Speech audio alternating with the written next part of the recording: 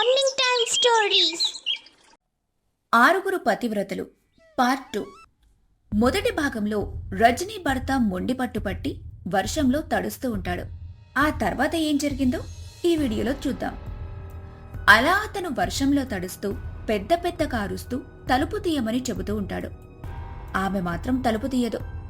లోపలుండే ఆమె మరో వ్యక్తితో మాట్లాడుతూ చాలా సంతోషంగా ఉంటుంది. దాన్ని చూసి అతను చాలా బాధపడుతూ అక్కడ్నుంచి తిరిగి ఇంటికి బయలుదేరతాడు. ఆమె బాధ పెట్టిందన్న కారణంతో అతను మద్యాన్ని సేవిస్తూ ఉంటాడు. ఎప్పుడు లేని ఈ పాడలవాటేంటండి? జరిగిందేదో జరిగిపోయింది, దాని గురించి వదిలేయండి. ఆమె మంచిది కాదు. దయచేసి మీరిలా చేసి నన్ను ఒంటరిదాన్ని చెయ్యొద్దు. దూరంగా వెళ్ళు. ఇదంతా నీ వల్లే జరిగింది. నేను నిన్ను పెళ్లి చేసుకోకుండా ఉన్నా బావుండేది. నిన్ను పెళ్లి చేసుకుని నేను నరకం అనుభవిస్తున్నాను. నువ్వు మర్యాదగా నా ఇంట్లో నుంచి వెళ్ళు అంటూ ఆమెను బయటకు నెట్టి తలుపులు వేస్తాడు. రజని ఏడుస్తూ తలుపు తెరవండంటూ కేకలు వేస్తూ ఉంటుంది. వర్షం పడుతుండటంతో తను ఏం చేయలేక అక్కడే వర్షంలో తడుస్తూ నిలబడిపోతుంది. లోపల అతను తాగి తాగి పడిపోతాడు. రజని ఒక చెట్టు కిందకి చేరి అలాగే నిలబడి ఉంటుంది. తను చలికి ఎక్కువసేపు నిల్చోలేక అక్కడే కూర్చుండిపోతుంది. ఆ మరుసటి రోజు ఉదయం సితార చెట్టు కిందున్న రజనీని చూసి తన దగ్గరికి వెళ్తుంది. అప్పటికే తనకి విపరీతమైన జ్వరం వచ్చి పైకి లేవలేని స్థితిలో ఉంటుంది. వెంటనే సితార తన స్నేహితుల సహాయంతో తనని హాస్పిటల్కి తీసుకుని వెళ్తుంది. ఇక ఆమెని వాళ్ళు చాలా జాగ్రత్తగా చూసుకుంటుంటారు. కొన్ని గంటల సమయం తర్వాత ఆమె డిశ్చార్జ్ అవుతుంది. ఇక అందరూ కూడా జాగ్రత్తగా ఇంటికి తిరిగొస్తారు. రజనీకి జాగ్రత్తలు చెప్పి వెళ్తారు. ఇంట్లో తన భర్త ఉండడు. నువ్వు వెళ్ళి విశ్రాంతి తీసుకో, నీకేమైనా కావాలంటే నేను తీసుకొస్తాను అని అంటుంది. మైనా అలా ఇంటికి వెళ్లిన వెంటనే, నేను నీ స్నేహితులతో మాట్లాడొద్దని చెప్పాను కదా. ఈరోజు ఏకంగా నువ్వు ఆమెను హాస్పిటల్కి తీసుకెళ్లావు అంటే భర్త మాట నీకు లెక్కలేదన్నమాట. అది కాదండి, తన పరిస్థితి అసలు బాలేదు, అందుకే హాస్పిటల్కి తీసుకెళ్లాల్సి వచ్చింది హాస్పిటల్ వంకతో ఎక్కడికి వెళ్ళావు చెప్పు అంటూ కుట్టడం మొదలు పెడతాడు. మైనా ఏడుస్తూ, నేనెక్కడికి వెళ్లలేదండి, నన్ను ఎందుకిలా ఇబ్బంది పెడుతున్నారు అంటూ కేకలు వేస్తూ ఉంటుంది. ఆ కేకలు విన్న సీతార పరుగు పరుగున అక్కడికొస్తుంది. ఏమండి, ఎందుకామెనలా కొడుతున్నారు? తను ఎక్కడికి వెళ్లలేదు కదా, మాతో పాటు హాస్పిటల్కొచ్చింది, దయచేసి కొట్టకండి. అతను కోపంగా, ఇది మా భార్యాభర్తలకు సంబంధించిన విషయం, మర్యాదగా ఇక్కడి నుంచి వెళ్ళు. సగం మీ భర్త వల్లే నేను భార్యని కొట్టాల్సి వచ్చింది. సీతారా మాటకి కోపంగా, నా భర్త ఏం చేశాడు? మధ్యలో నా భర్తనెందుకు లాగుతున్నారు అని అంటుంది. అప్పుడతను కోపంగా మర్యాదగా అక్కడి నుంచి వెళ్ళని పెద్దగా అరుస్తాడు. వాళ్ల సంభాషణంతా విన్న సీతారా భర్త సీనయ్య చాలా కోపంగా, ఒసే, పక్కన వాళ్ల విషయాలు నీకెందుకే, పద అంటూ ఆమెను తీసుకుని వెళ్లి తిడుతూ కొడుతూ ఉంటాడు. సీతారా కూడా ఏడుస్తూ ఉంటుంది. దాన్ని దూరం నుంచి గమనించిన ఆరవళి తన ఇంటికి బయలుదేరుతుండగా తన భర్త రాజు అక్కడికొస్తాడు. ఒసే, ఎక్కడికెళ్తున్నావు? నాకు ఆకలిగా ఉంది, అన్నం పెట్టు. ఏవండి, వాళ్ళు గొడవ పడుతున్నారండి. ఆ ఇంట్లో గొడవ జరుగుతుంది, ఈ ఇంట్లో గొడవ జరుగుతుంది, వాళ్ళని మీరు కొంచెం సముదాయించండి అని అంటుంది. అందుకు రాజు కోపంగా, వాళ్ళు మొగుడు పిల్లలు గొడవ పడుతుంటే నీకెందుకు? నోరు మూసుకొని లోపలికి పదా అంటూ లోపలికి తీసుకెళ్తాడు. ఆరవలి భర్త రాజు తనని ఎక్కడ కొడతాడో అని భయపడుతూ ఉంటుంది. కాని రాజు ఆమెని ఏమీ కొట్టడు. అతను భోజనం చేసి వెళ్లి పడుకుంటాడు. ఆరవలి చాలా బాధగా, అయ్యో, ఈ గొడవలో పడి నేను రజనీ సంగతే మర్చిపోయాను. రజనీకి భోజనం తీసుకెళ్లివ్వడం మంచిది అని అనుకుని భోజనం తీసుకుని బయటికొస్తుంది. ఇంటికి రాగానే ఎలాంటి గొడవ ఉండకపోవడంతో సీతారామైన ఇంట్లో గొడవలు సద్దుమణిగినట్టున్నాయి అని అనుకుంటూ రజనీ దగ్గరికి వెళ్తుంది. రజనీ ఆరవలిని చూసి, ఆరవలి, నా భర్త నా కోసం భోజనం తీసుకొచ్చి తినిపించి వెళ్ళాడు. ఆరవలి ఆ మాట వినగానే సంతోషపడుతూ, అయితే నీ మీద కోపం తగ్గిందన్నమాట. కోపం తగ్గడం కాదు, భోజనం తినిపించి మళ్లీ తాగుతూ దాని ఇంటి దగ్గరికి వెళ్ళాడు. నన్ను పెద్ద ప్రేమగా చూసుకుంటున్నా ఈ విషయంలో మాత్రం నాకు చాలా బాధగా ఉంటుంది. తాగి ఆరోగ్యం పాడు చేసుకుంటే నా గతి ఏమైపోతుంది? దీనికి ఒక మంచి ఉపాయం నేను ఆలోచిస్తాను. అసలు ఆ శాంతిని ఈ ఊర్లో లేకుండా చేస్తే నువ్వు ప్రశాంతంగా ఉండొచ్చు అని మాట్లాడుకుంటూ ఉండగా అప్పుడు వాళ్ల మాటల్ని చాటుగా వింటున్న రమేష్, ఏంటి, శాంతిని ఊర్లో నుంచి పంపిస్తారా? అది అస్సలు జరగనివ్వను. మీరు ఎన్ని ప్రయోగాలు చేసినా నేను మాత్రం తనని ఎక్కడికి వెళ్లకుండా చేస్తాను. అని అనుకుంటూ అక్కడే పడిపోతాడు. దాన్ని గమనించిన వాళ్ళిద్దరూ కూడా అతన్ని లోపలికి తీసుకొచ్చి పడుకోబెడతారు. తర్వాత ఆరవలి అక్కడ్నుంచి వెళ్ళొస్తానని చెప్పి వెళ్ళిపోతుంది. ఆరవలి ఇంటికి వెళ్లే సమయానికి రాజు నిద్రలేచి ఉంటాడు. అప్పుడు రాజు చాలా కోపంగా, ఎందుకు వాళ్ళ ఇంటికి వెళ్ళి వస్తున్నావు? వాళ్ళ ఇంటికి వెళ్ళొద్దని చెప్పాను కదా. నా మాట అంటే నీకు లెక్కలేదా? అది కాదండి, రజనీకి ఒంట్లో బాగోలేదు కదా, అందుకే భోజనం ఇవ్వడానికని వెళ్లాను. ఆ మాటకి రాజు కోపంగా, ఎవరు ఎలా పోతే నీకెందుకు? అంటూ ఇష్టం వచ్చినట్టుగా కొడతాడు. ఆమె ఏడుస్తూ ఉంటుంది. ఇక ఆ రోజు రాత్రి సమయం ప్రతి ఇంట్లో కూడా ఆడవాళ్లు ఏడుస్తూనే ఉంటారు. ఆ రోజు గడిచిపోతుంది. మరుసటి రోజు ఉదయం అందరూ వాళ్ల భర్తలు ఎవరి పాటికి వాళ్లు వెళ్ళిపోతారు. ఆడవాళ్లు ఎవరి పనులు వాళ్లు చేసుకుంటూ ఉంటారు. అలా వారం రోజులు గడుస్తాయి. ఇక వారం రోజుల తర్వాత అందరూ గుడి దగ్గర కలుసుకుంటారు. ఆ వారం రోజులు జరిగిన విషయాలన్నీ చెప్పుకొని బాధపడుతుంటారు. చెప్పుకొని అక్కడ్నుంచి ఎవరి దారిన వాళ్లు వెళ్ళిపోతారు. రోజులు గడుస్తూ ఉన్నాయి. వాళ్ల భర్తల చేతిలో వాళ్లకి ప్రతిరోజు తన్నులు తిట్లు మాత్రం తప్పవు. ఏదో ఒక వంకతో వాళ్లకి నరకం చూపిస్తూ ఉంటారు. అలా రోజులు గడుస్తూ ఉండగా ఒకరోజు మగవాళ్లందరూ కూడా కలిసి మాట్లాడుకుంటూ ఉంటారు. మన భార్యలు మన మాట వినడం లేదు. రోజు వాళ్ళని కొట్టడం మంచిది కాదనిపిస్తుంది.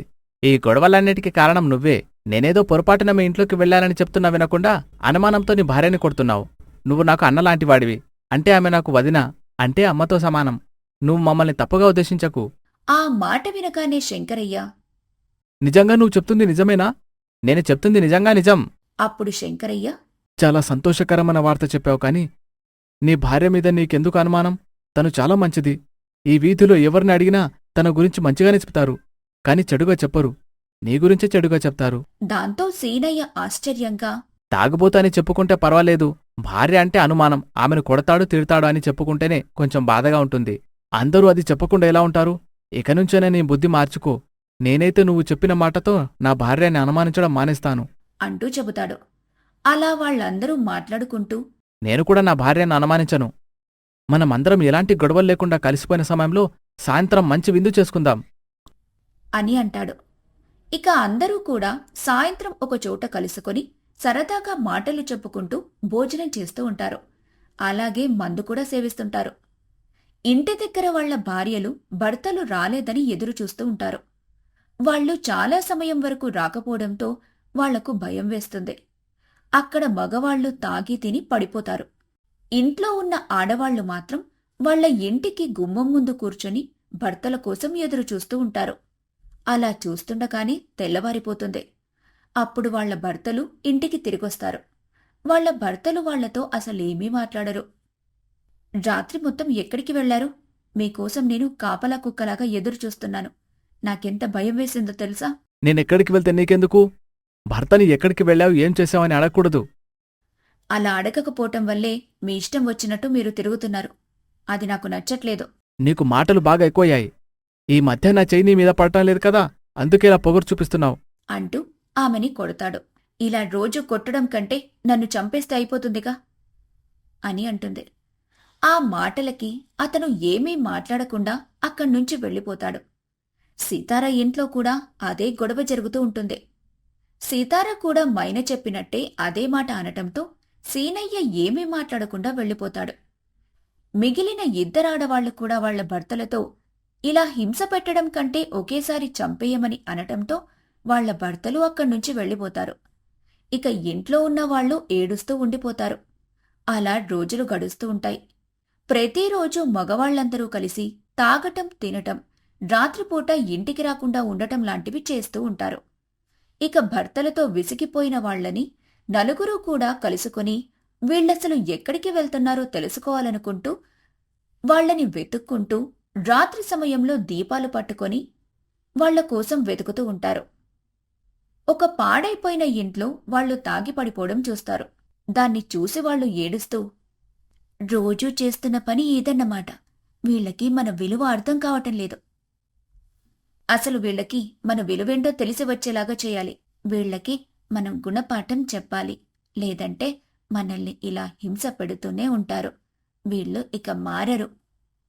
అవును, వీళ్ళు మారరు.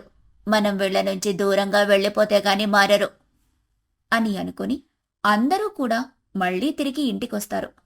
వాళ్ళందరూ ఒకరితో ఒకరు ఇలా మాట్లాడుకుంటూ ఏం చెయ్యాలని ఆలోచిస్తూ ఉండగా ఆ రోజు మనకి వర్ష వాళ్ళు ఫోన్ నంబర్ ఇచ్చి వెళ్లారు కదా, ఒకసారి వాళ్లకు ఫోన్ చేద్దాం.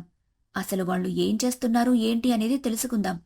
ఆ తర్వాత మన కష్టం గురించి చెబుదాం అని అనడంతో ఆరవలి, ఆ రోజు నేను ఫోన్ నంబర్లు మీ అందరికి ఇచ్చాను కదా, మీరందరూ సేవ్ చేసుకుని ఉంటారు కదా. కంగారు పడకండి, నా దగ్గర వాళ్ల నంబర్ సురక్షితంగానే ఉంది. ఇప్పుడే తనకి ఫోన్ చేస్తాను. ఇంత రాత్రివేళ చేస్తే తను కంగారు పడుతుందేమో. అయితే మనం రేపు ఉదయం గుడి దగ్గరికి వెళ్తాం కదా, అక్కడ ఫోన్ మాట్లాడదాం. అందరూ రేపు ఉదయాన్నే 6 గంటలకల్లా గుడి దగ్గరకొచ్చేయండి అని అంటుంది. అందుకు వాళ్ళు సరే అంటారు. ఆ రోజు గడిచిపోతుంది. ఆ మరుసటి రోజు ఉదయం అందరూ కూడా 6 గంటలకల్లా గుడి దగ్గరికి చేరుకుంటారు. అక్కడ వర్షకి ఫోన్ చేస్తుంది సీతార. ఫోన్ రాగానే వర్ష, హలో, ఎవరు అని అడుగుతుంది. అప్పుడు సీతారా, నేను సీతారని వర్ష, బాగున్నావా అని పలకరిస్తుంది. వర్ష చాలా సంతోషపడుతూ, ఏమిటి సీతారా, చాలా రోజులకి నేను గుర్తొచ్చాను.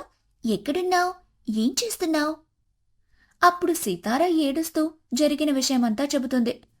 దాన్ని విని వర్ష చాలా బాధపడుతూ, నువ్వేం బాధపడద్దు, నేను వేదని తీసుకుని మీ ఊరికొస్తాను. నాకు అడ్రస్ వాట్సాప్ చేయి. అందుకు సీతారా సరే అని చెప్పి అడ్రస్ మొత్తం పంపిస్తుంది.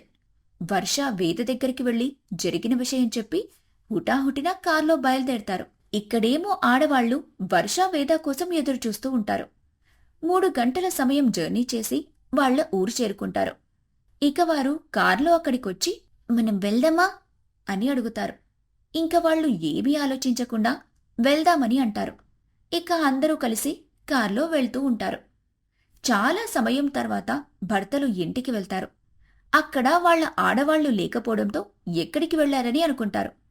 ఇక ఆ రోజు సాయంత్రం దాకా వాళ్ల ఆడవాళ్లు రాకపోవడంతో ఒకరింటికొకరు వెళ్లి ఎక్కడికి వెళ్ళుంటారని ఒకరితో ఒకరు మాట్లాడుకుంటూ ఉంటారు. ఇంతకీ వాళ్ల భార్యలు ఎక్కడికి వెళ్లారో ఆ భర్తలు తెలుసుకోగలుగుతారా? అది తెలుసుకోవాలంటే తరువాయి భాగం వరకు వేచి చూడాల్సిందే.